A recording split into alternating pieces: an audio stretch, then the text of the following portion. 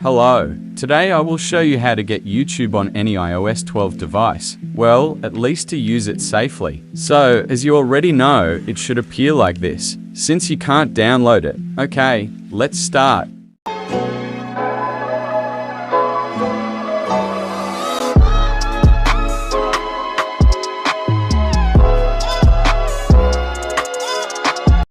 So get this web browser Opera, or you can jailbreak, and I think there are fan-made YouTube clients, or use Safari, but it's unsafe since it didn't get updated since we have iOS 12.